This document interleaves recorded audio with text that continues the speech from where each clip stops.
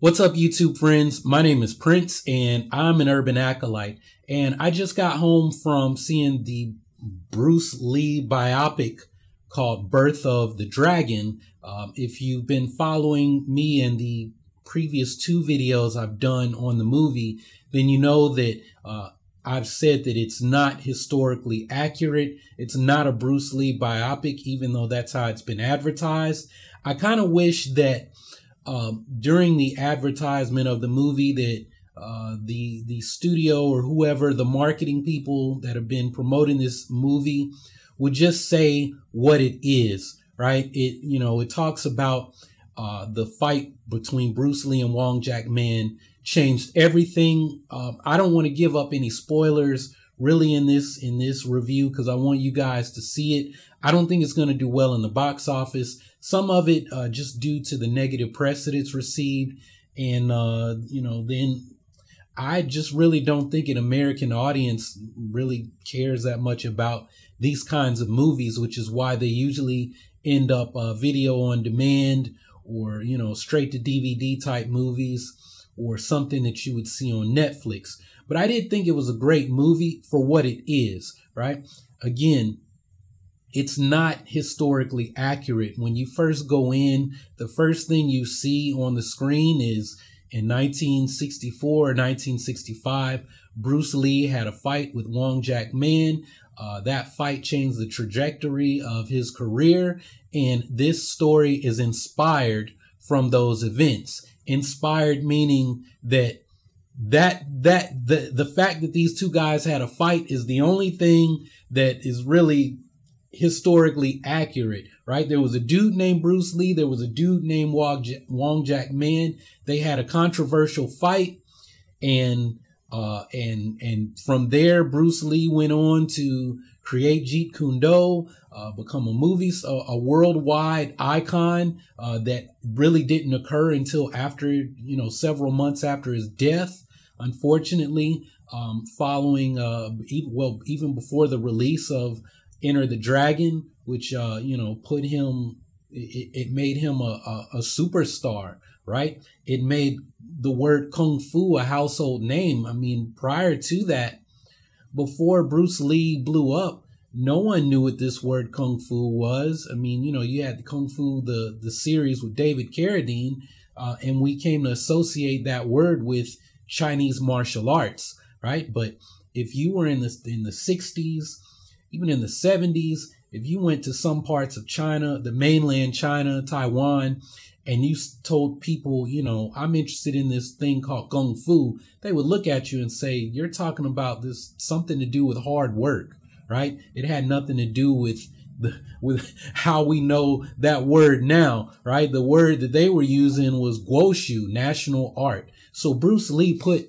Kung Fu on the map. He made there's a lot of people that are doing a lot of martial arts that wouldn't be doing it. They wouldn't be fascinated with martial arts had it not been for Bruce Lee and for what happened in this matchup between himself and Sifu Wong Jack Man. Now, Wong Jack Man, the real person, was not a Shaolin monk as presented. Like I said, this movie is heavily fictionalized.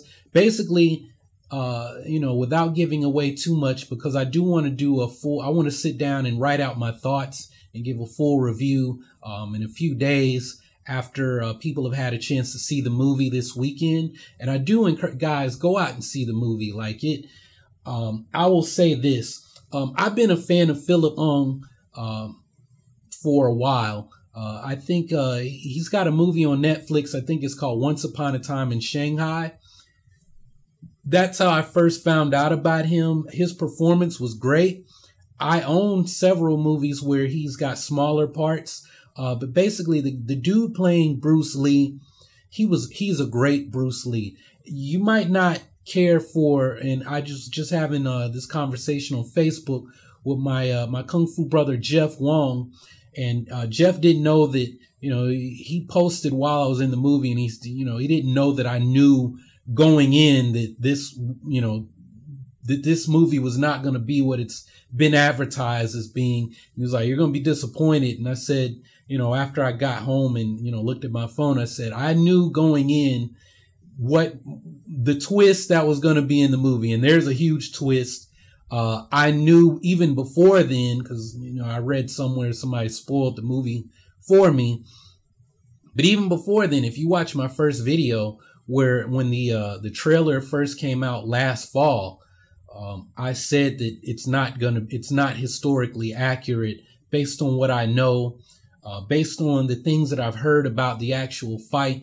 There were about 5 witnesses. If you guys haven't heard yet, but the podcast where I interviewed my Kung Fu brother, Ash Higgs, he actually knows someone who was present at the fight. We talk about that, so you'll have to come back and check back from when I post that, either the video or when I post it to iTunes or wherever I decide to post a podcast. What we see in the movie and what in reality, they're 2 different things. These people took this event, and what I've heard is that the people behind the movie were actually students of Wong Jack Man. So I want you to think about this. And this, I don't feel like what I'm going to say is giving up anything about the movie. But if you've seen Dragon, right, the Bruce Lee movie that came out in the 90s with Jason Scott Lee as Bruce Lee, I thought he was a good Bruce Lee. It's supposedly based on a book that Bruce Lee's wife, I want to say his widow, but she remarried, so she's kind of not a widow. But Linda Lee Caldwell, she wrote a book or something, and that the Dragon, the Bruce Lee story, was based on that. And that movie is not historically accurate either. So, people have been asking me, what's the best Bruce Lee biopic? Honestly, if you want what, in my opinion, the best Bruce Lee biopic that talks about his life, you need to go see Bruce Lee L.I., the acrobat turned martial artist turned Bruce Lee impersonator. Bruce Lee is called Bruce Lee, the Man, the Myth. It came out in the 70s. That is, it's not historically accurate, but it's a damn good movie. If you can get past the fact that you're watching an old movie, it looks old, but it's damn good, right? The character, if you watch that movie and then you play Tekken, you'll realize that the Bruce Lee character in Tekken is actually based on that Bruce Lee impersonator and not the real man himself, right? The flip kick that Law does is in that movie. Like, there's a fight scene where Bruce Lee fights a Thai boxer in Thailand, and he does that flip kick to like beat the guy. Like, he's getting all these challenge matches, and he's just like going around the world like a fighting game, Bruce Lee Street Fighter or something, right? Something else that I would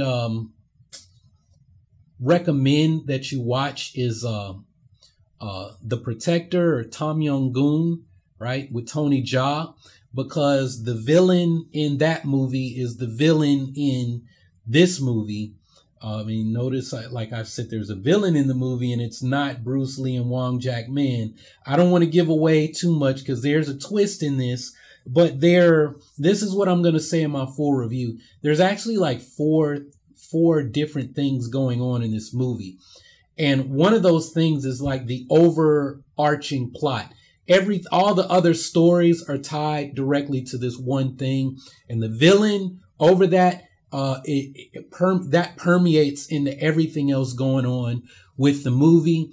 And I will go as far as to say that overarching plot probably has some impact on what really happened between the real fight between Bruce Lee and Wong Jack Man. And I'm not going to I'm just going to come straight out and say it has something to do with the triads in Chinatown, in San Francisco at that time, right? Whenever you talk about young Bruce Lee, you got to talk about, there's this element of the underworld, of the mob, and, we could, I don't think the movie calls them the Hop Sing, but I think that's That's what it really was. And, you know, I shouldn't have used the term underworld, because the hop scene was really, I mean, like the Italian mafia started out as, this is how we're going to police our neighborhood.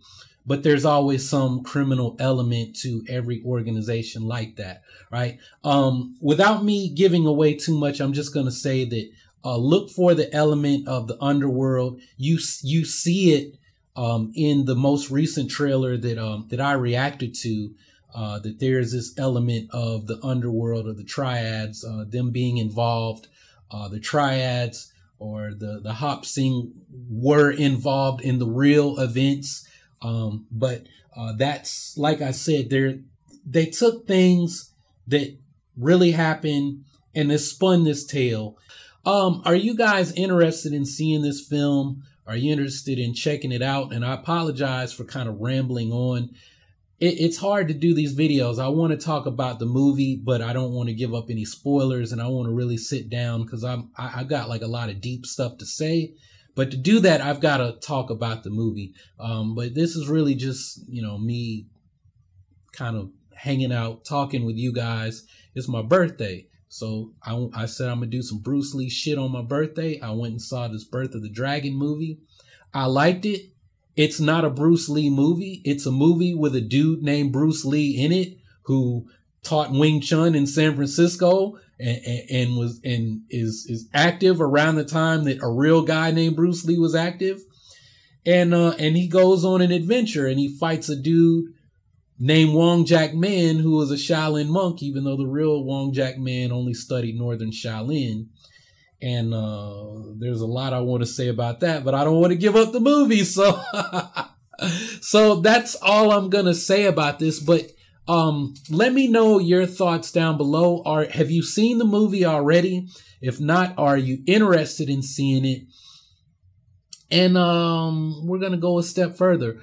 What are your thoughts on the fact that they did this movie without the permission of the Bruce Lee estate? Because, you know, if you really pay attention, you really know Bruce Lee. You'll notice that Bruce Lee mentions, I'm married to a white woman, but they don't mention Linda's name, and Linda is not in the movie at all, right? Which is kind of telling that, you know, they're kind of flirting with some things that maybe they can't do. So let me know your thoughts on everything down below, and I'll be checking back to see what you all have to say. If you haven't subscribed already, go ahead and click on that subscribe button so that you can take your first steps towards becoming an urban acolyte. Embark on the journey of becoming the hero of your own story and become a force for change in your community. Make sure to check out more videos from this channel, especially the one that YouTube has recommended for you. Anyway, that's all I got for this video. Thanks for watching. Y'all keep on breathing, and may the force of others be with you. Always.